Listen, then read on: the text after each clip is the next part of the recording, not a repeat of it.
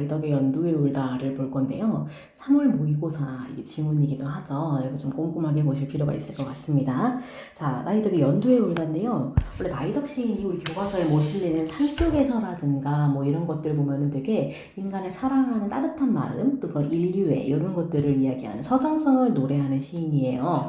근데 요 시 같은 경우에는 좀 그런 것보다는 조금 더 자전적인 느낌. 물론 다 나이덕 시인이 경험으로부터 비롯된 서정성을 다루기는 하지만 특히 또 요거는 경험으로부터 비롯된 약간 좀 내적 갈등 또 그것부터 시작해가지고 의지로 넘어가는 그런 과정들을 좀 보여준다라고 보시면 될 것 같아요. 그래서 처음에는 이제 좀 내적 갈등이라는 거는 화자 내면에 부정적인 마음이 조금이라도 있는 거죠. 그래서 그런 부정적인 마음부터 해서 그 의지를 다지는 것까지, 생명에 대한 의지를 다지는 것까지 보셔야 됩니다. 그래서 이 지문 같은 경우에는요, 나이덕 시인이 나이가 많이 드시고 나서, 그러니까 연로한 후에 쓴 글이라고 보시면 돼요. 그래서 투병 중에 쓴 시입니다. 그래서 조금 더 그런 내적 갈등이 드러나는 것도 있겠죠. 자, 그래서 한번 같이 봅시다. 떨리는 손으로 풀주고 김밥을 입에 쑤셔넣고 있는 동안에도 기차는 여름 들판을 내 눈에 밀어 넣었다. 자, 떨리는 손으로 김밥을 입에 쑤셔 넣었대요. 근데 우리는요, 원래 김밥을 먹을 때 그냥 손으로 집어서 먹는다라고 하지, 풀 죽은 김밥을 입에 쑤셔 넣는다 이런 말 안 하죠. 그래서 이걸 통해서 알 수 있는 건 뭐야? 지금 화자가 우리의 그런 평범한 모습에 비해서 훨씬 더 어때?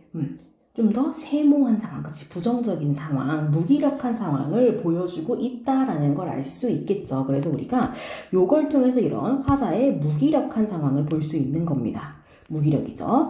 뭐 무기력이라고 하셔도 되고요. 나머지 뭐 화자의 내적 갈등, 세모라고 보셔도 됩니다. 그래서 화자가 어쨌든 투병 중이라는 사실을 아셔야 돼요. 그렇기 때문에 손도 떨리고 김밥이 풀 죽어 있고 입에 그걸 막 쑤셔놓고 있는 거야. 그러니까 맛있게 먹는다는 느낌은 전혀 안 들죠.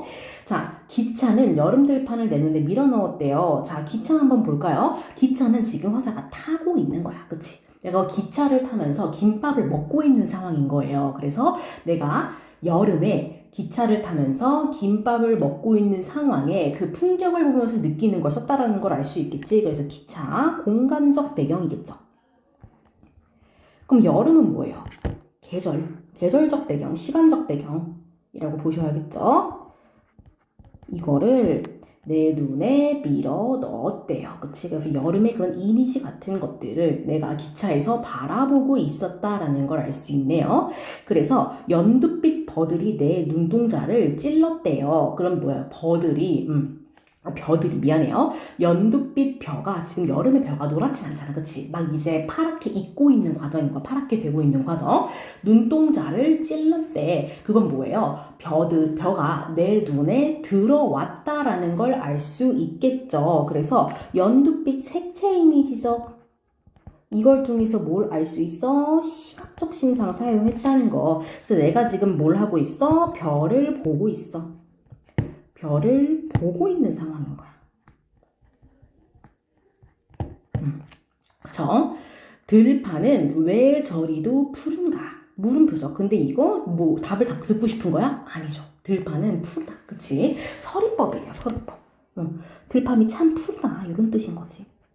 들판이 푸르대. 그쵸? 그래서 이게 왜 주목이 되냐면요.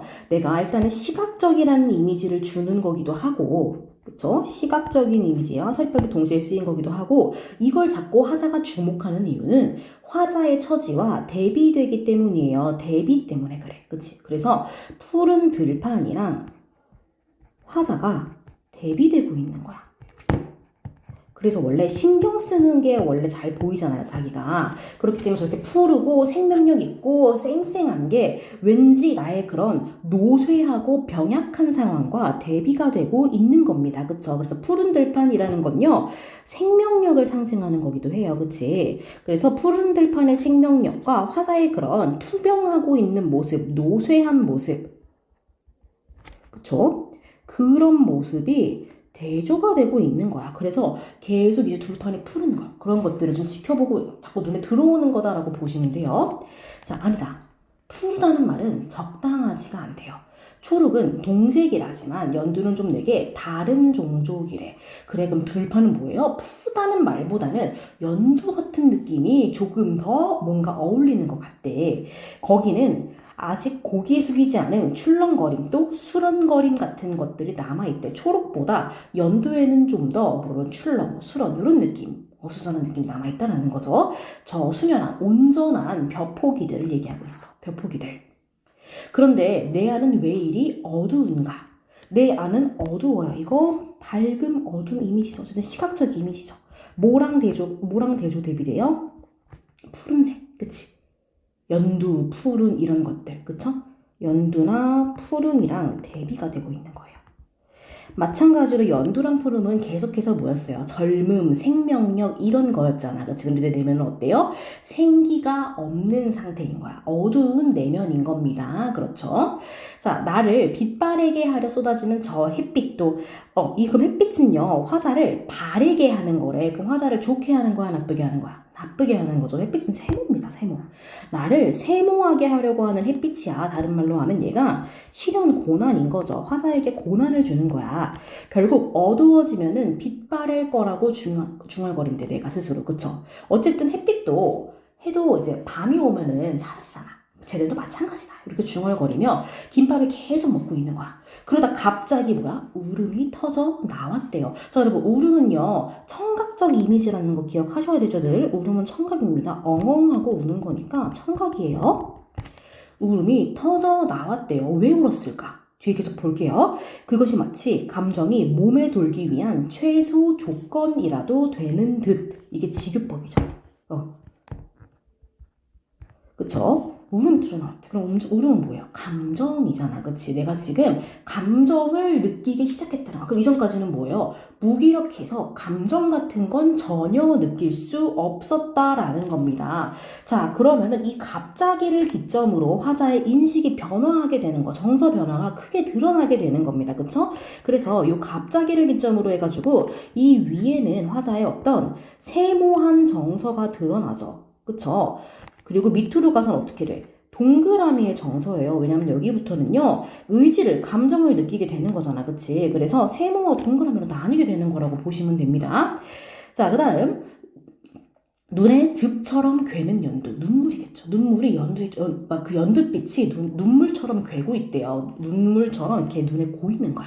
그래, 저 빛에 나도 두고 온 게 있지. 저 푸른빛, 저 생명력 이런 것들을 보면서 내가 나도 생명에 대한 의지를 좀 가져야겠다 이런 걸 떠올리게 되는 거죠.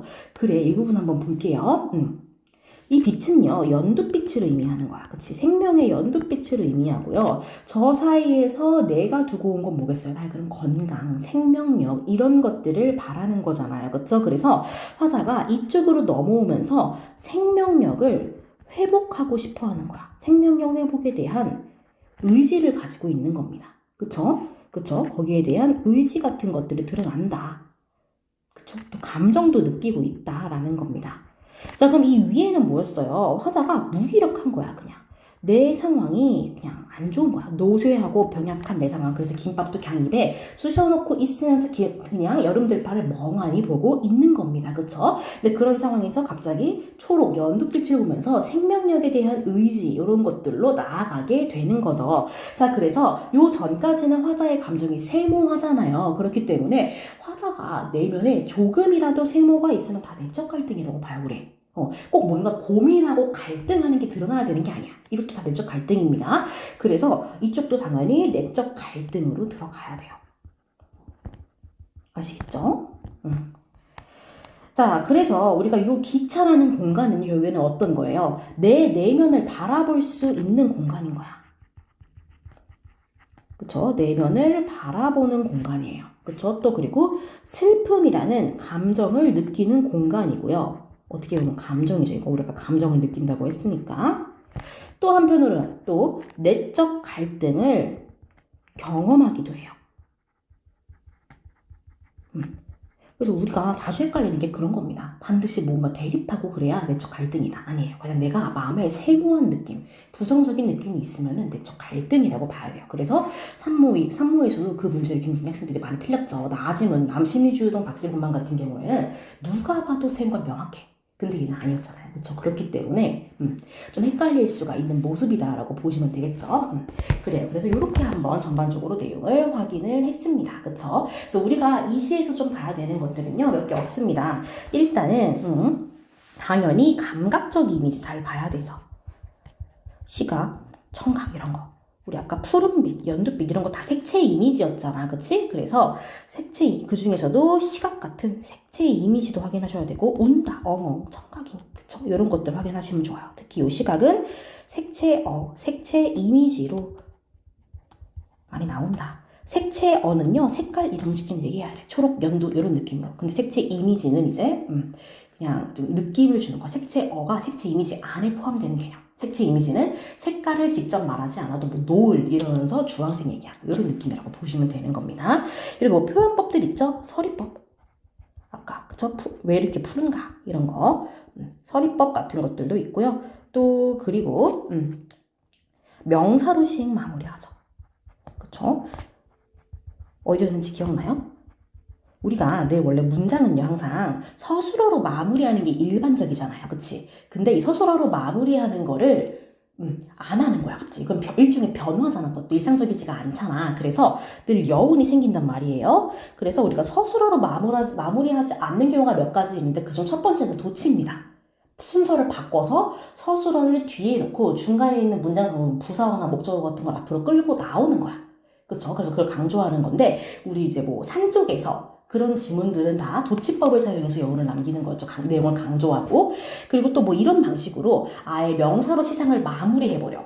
그래서 서술어 없이 끝내가지고 또 이렇게 여운을 남기는 경우도 있고요. 그냥 서술어를 잘라내버리는 경우도 있어요. 생략하는 경우. 그것도 여운을 남기는 경우라고 보시면 될 것 같습니다. 자, 그래서 명사로 남기는 경우 뭐 이런 거 있죠. 수년한 벼포기들 또는 뭐 눈에 즙처럼 되는 연도 이런 것들이 다 여기에 해당한다라고 보시면 되겠죠. 자, 그래요. 그래서 이 색채 이미지가 일종의 상징적인 의미를 가지고 있다. 뭐 이런 것들도 보시면 되겠죠. 또 그리고 대조도 많이 사용하고 있죠. 그쵸? 화자와 이런 연두의 대조 이런 것들도.